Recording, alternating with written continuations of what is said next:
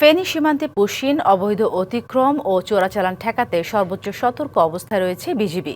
সম্প্রতি ভারতের পশ্চিমবঙ্গে নির্বাচনকে কেন্দ্র করে সীমান্ত এলাকায় অবৈধ অনুপ্রবেশের সংখ্যা বৃদ্ধি পাওয়ায় প্রায় ১০২ কিলোমিটার সীমান্ত জুড়ে সর্বোচ্চ সতর্কতা জারি করা হয়েছে।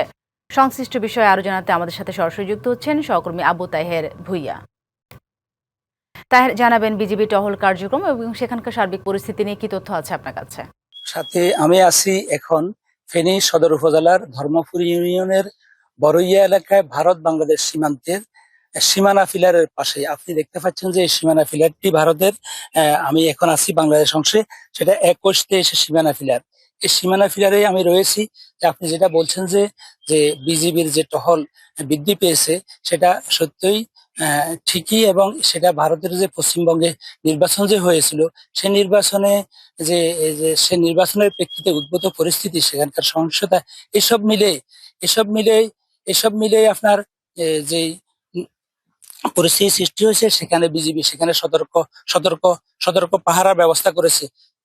সেই সতর্ক পাহারাটা যেটা রয়েছে, আমরা স্থানীয় জনগণের সাথে যে কথা বলেছি, সেখানে আপনার ১০২ কিলোমিটার ফেনী এলাকার যে সীমান্ত রয়েছে, সেখানে ৪টি উপজেলা সীমান্ত বেষ্টিত: পরশুরাম, ফুলগাজী, ছাগলাইয়া, ফেনী সদর। সেই সীমান্ত এলাকা গুলার যে সীমান্ত রয়েছে, সেখানে বিজিবির টহল রয়েছে, জোরদার করা হয়েছে। এছাড়া এই সীমান্ত দিয়ে সবসময় যে ফুসিনের যে প্রচেষ্টা নেওয়া হয়, সেই প্রচেষ্টাতে বিজিবি যেটা বলছেন যে সেখানে শুধু পুশিন নয়, সেখানে মাদক, চোরাচালান সহ বিভিন্ন ব্যবস্থা হয় এই সীমান্ত দিয়ে। সেখানে সীমান্ত বেষ্টিত এই এলাকাগুলোর মধ্যে আমরা যতটুকু সেখানকার কথা বলেছি, এখানকার যে চোরাচালান, মাদক, সীমান্ত অবৈধ অপরাধ, ফুসিন এবং আগত কোরবানকে সামনে রেখেই সেটা বিজিবি এখানে মোবাইল পেট্রোল, ফুড পেট্রোল, বিশেষ অভিযান, গোয়েন্দা নজরদারি বৃদ্ধি করেছে।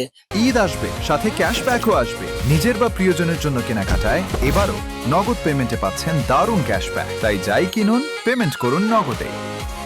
তো সেই সব ক্ষেত্রে এখানকার স্থানীয় জনগণও সতর্ক রয়েছে, আমরা বলে জেনেছি, এবং আমরা জনগণের সাথে এখানে কথা বলেছি। পাশাপাশি আমরা বিজিবির সাথে কথা বলেছি। বিজিবি যেটা জানিয়েছে যে সীমান্ত এলাকায় জনগণের নিরাপত্তা, মাদক, চোরাচালান প্রতিরোধ, জনগণের সহযোগিতা ও সচেতনতায় সেই সব মিলে দিলে জনগণের সহযোগিতা, চোরাচালান সব মিলে বিজিবি সেটা সতর্ক রয়েছে।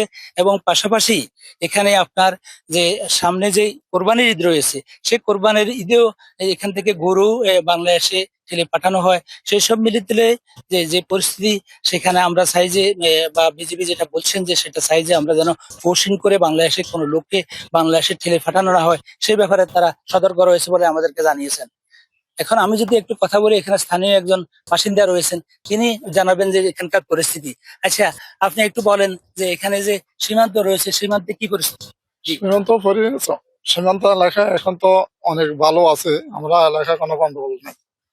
তারপরে জি জি জি জি জি জি জি জি সীমান্তের যে পরিস্থিতির ব্যাপারে বিজিবি সচেতন রয়েছে, পাশাপাশি স্থানীয় জনগণও সচেতন রয়েছে। এই ছিল ফেনীর সীমান্ত এলাকা থেকে ফুসিন বা ভারতের সর্বশেষ নির্বাচন পরবর্তী যে পরিস্থিতি, সেই পরিস্থিতির সর্বশেষ তথ্য।